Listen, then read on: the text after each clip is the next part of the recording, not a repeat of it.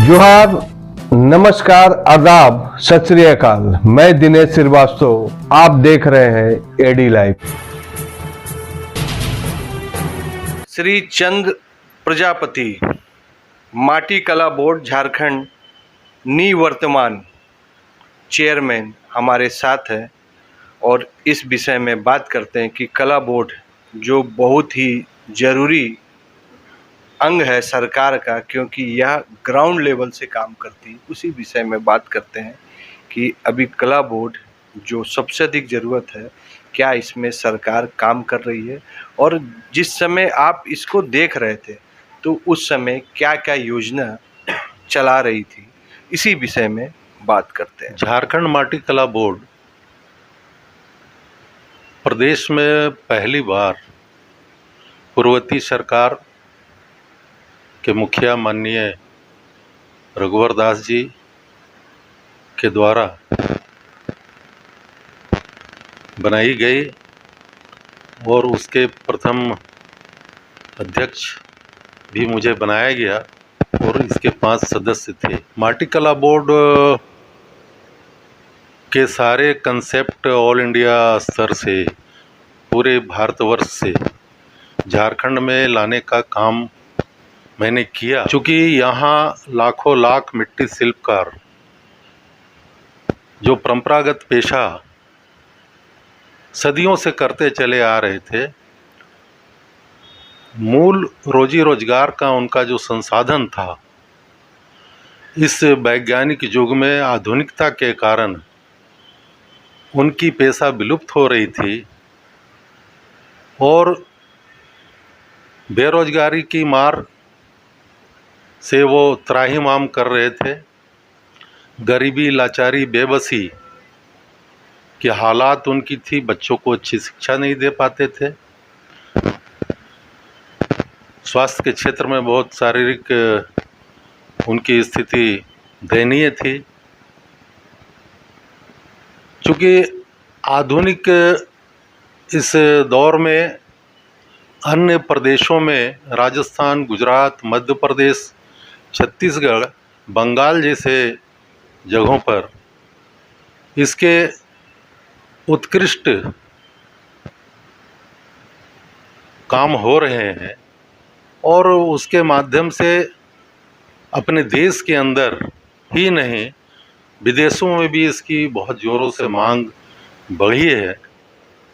जैसा कि all India medical science ने भी इसको प्रमाणित किया है कि ह्यूमन बॉडी के लिए माइक्रो न्यूट्रंस कितना आवश्यक है। धातु में बने जो बर्तन का उपयोग किया जाता है, उससे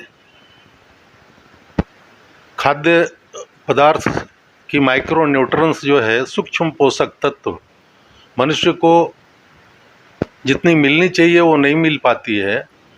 क्योंकि वो धातु के बर्तनों में जब भोजन पकता है तो उसमें 90%, 80 to 90% न्यूट्रंस डेड कर जाते हैं। और इसको ऑल इंडिया मेडिकल साइंस ने प्रमाणित किया है कि मिट्टी के बर्तनों में पके हुए भोजन में माइक्रो न्यूट्रंस 80% सेफ होते हैं, जो इंसानी जीवन के लिए बहुत लाभकारी हैं। और आज के समय में हम सभी लोग ये जानते हैं, सर्वविदित है कि समय से पहले लोगों को हार्ट अटैक हो रहा है, बीपी की शिकायत हो रही है, डायबिटीज़ की शिकायत हो रही है। इसके मूल कारण है कि शारीरिक क्षमता प्रति व्यक्ति कम होते जा रही है और ये कारण है हमारे भोजन में माइक्रो न्यूट्रंस का अभाव। तो ऐसी स्थिति में सारे देश के अंदर अध्ययन करने के बाद झारखंड सरकार का जब गठन हुआ, झारखंड प्रदेश अलग हुआ बिहार से, तो झारखंड प्रजापति कुमार महासंघ के बैनर तले आज के समय में इसकी बहुत ही आवश्यकता है, इसकी उपयोगिता है कि हम यहाँ आधुनिक तरीके से मिट्टी के बर्तनों का उत्पादन करें। हमारे यहाँ झारखंड में इसका घोर अभाव है, जबकि हम लोगों ने झारखंड माटी कला बोर्ड के माध्यम से इस कार्य को प्रारंभ किया था और माननीय रघुवर दास जी ने काफ़ी इस पे हम लोगों को सकारात्मक सहयोग दिए और आगे देने की उनकी मंशा थी। फलस्वरूप हम लोगों ने 3 प्रशिक्षण केंद्र की स्थापना किया। दुमका के जरदाहा झारखंड टूल रूम में हमें एक स्पेस मिला झारखंड माटी कला बोर्ड का। आज करोड़ों रुपए की वहाँ आधुनिक मशीनें हैं जिससे हम मिट्टी के द्वारा उपयोगी चीज़ों का निर्माण करने में सक्षम बन सकते हैं। इसकी प्रशिक्षण वहाँ प्रारंभ की गई। रामगढ़ के गोला में झारखंड टूल रूम्स में वहाँ भी हमें स्पेस मिला, काफ़ी बड़ा स्पेस मिला। वहाँ भी करोड़ों रुपए का हम लोगों ने मशीन्स मंगवाया और क्लीन जो भट्ठा बोलते हैं वो गैस से पकाने की विधि है। लकड़ी और कोयले की पर्यावरण के दृष्टिकोण से आज बहुत लाभकारी नहीं है, नुकसानदेह है। इसलिए गैस की भट्ठी का उपयोग हो रहा है जिसमें हमारे मिट्टी के बर्तनों का वेस्टेज 1% भी नहीं होता है और पूरा सामान जैसा का तैसा हमको मिलता है। ना चाह रहे हैं कि सर की सरकार बहुत आपको ध्यान दिया, आप लोग उसमें काम भी कर रहे हैं कि पुरुष की आधुनिक तकनीक के जो हिसाब से आप बता रहे हैं दुमका में, रामगढ़ में, लेकिन क्या जब से सरकार आपको यह कार्य दिया गया दुमका का, रामगढ़ का, में काम भी कर रहे हैं, तो और क्या क्या करने की ज़रूरत है, उस पॉइंट को आप संक्षिप्त में अगर बता सकते तो बताइए। कि माटी कला बोर्ड 2017 में जब गठन हुआ तो चाय के कुल्हड़ का इतना हम लोगों ने प्रचार प्रसार किया कि रांची के प्रत्येक चौक चौराहों में, यहाँ तक कि जमशेदपुर में भी और पूरे झारखंड में इसकी डिमांड बढ़ी। सो दैट कि इसमें बहुत सारे आर्टिजन्स जो हैं, मिट्टी शिल्पकार, वो स्वरोजगार के क्षेत्र में कार्य कर रहे हैं और आने वाले दिनों में उस कार्य को और आगे बढ़ाना था। हमें वो प्रमंडलीय स्तर पर ट्रेनिंग सेंटर संचालित करते हुए जिला स्तर पर ले जाना था और हमने वो डाटा भी बनाने का काम किया। डिस्ट्रिक्ट कोऑर्डिनेटर हमारे माटी कला बोर्ड से टाई अप हैं, डिस्ट्रिक्ट कोऑर्डिनेटर, ब्लॉक कोऑर्डिनेटर के माध्यम से हम वो पूरा डाटा इकट्ठा प्रारंभ किए। परंतु दुर्भाग्य का विषय ये है कि 2019 वर्तमान की जो सरकार बनी उनके द्वारा जो इस मिट्टी शिल्पकार समुदाय से जो मनोनीत अध्यक्ष और सदस्य हैं उनका गठन नहीं कर रही है। कहीं न कहीं मिट्टी शिल्पकारों का जो हक दिया गया था आज उसमें लूट खसोट मची हुई है और ऐसी हालात में जो कार्य प्रारंभ हुए थे वो लगभग बंद सा पड़ा हुआ है। तो मैं ये कहना चाहता हूँ कि इस पर झारखंड प्रजापति कुमार महासंघ के माध्यम से और मैंने स्वयं भी माननीय विधायक अनंत ओझा जी साहेबगंज, उन्होंने प्रश्न भी किया था सरकार से कि मिट्टी कला बोर्ड का गठन क्यों नहीं करना चाहती और कब तक कर पाएगी। तो उसमें वित्त मंत्री रामेश्वर उरांव जी ने कहा कि माटी कला बोर्ड का औचित्य क्या है। यह बड़ा हास्यास्पद है कि जब यहाँ के 22 लाख मिट्टी शिल्पकार निवास करने वाले हैं और लगभग 2.5 से 3 लाख आज उस पेशा में लगे हैं जिनको रोजगार मिलता, और जो मैट्रिक और आईए और बीए पढ़ करके, ग्रेजुएशन करके लोग बेरोजगार सड़कों की धूल हाँक रहे हैं, मजदूरी, दिहाड़ी मजदूरी करने के लिए मजबूर हैं, उनको स्वरोजगार की दिशा में हम जोड़ पाते और आर्थिक लाभ उनको ज़्यादा से ज़्यादा मिलता ताकि उनकी जीवन स्तर भी अच्छी बन पाती और झारखंड का रेवेन्यू भी इससे बढ़ता। कला बोर्ड का भी एक तो शोरूम खोलना चाहिए क्योंकि पब्लिक है, पब्लिक लेना चाहते हैं मट्टी के सामान, मट्टी के मूर्ति, मट्टी के आपके बर्तन, लेकिन अफसोस है कि वह प्लेटफॉर्म नहीं है कि जो गुजरात में है। तो सर इसमें आप लोग ध्यान दे रहे हैं क्या, इसमें कुछ काम कर रहे हैं? इस पर मैंने एक ही बात कहा आपको कि वर्तमान सरकार के द्वारा पहली बार बोर्ड की गठन हुई थी 2017 में माननीय रघुवर दास जी के द्वारा की गई थी। यह कार्य चल ही रहा था। जहाँ तक आउटलेट की बात है तो आउटलेट के लिए हम लोगों ने सरकार को प्रे किया था, परंतु आउटलेट में हम तभी सजा पाएंगे जब हमारे झारखंड में इसका निर्माण बहुतायत हो। तो यह कार्य झारखंड माटी कला बोर्ड के द्वारा प्रस्तावित है कि प्रत्येक जिला, प्रत्येक शहरों में आउटलेट इसकी बने और आउटलेट के माध्यम से हम कंज्यूमर्स को हम उपलब्ध कराएं।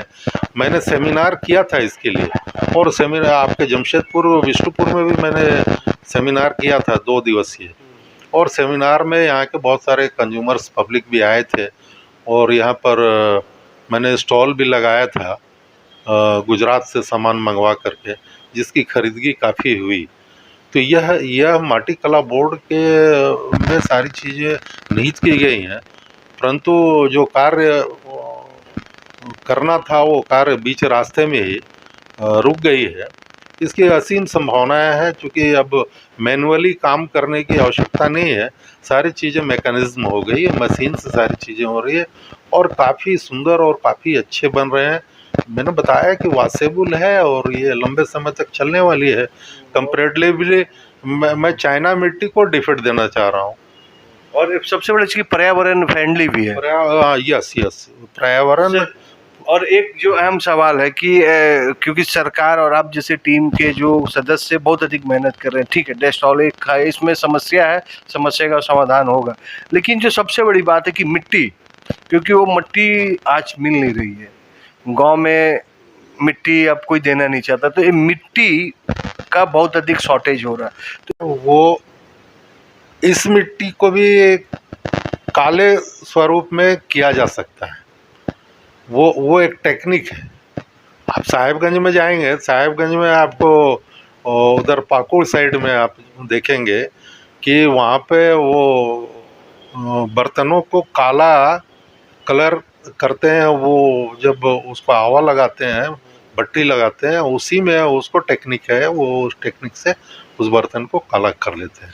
सर, हमारे चैनल के माध्यम से और हमारे व्यूअर को क्या संदेश देना चाहते हैं, क्योंकि सरकार से क्या अनुरोध करना चाहते हैं, और आपकी बात मैं सरकार तक पहुंचाने का भरपूर कोशिश करूंगा।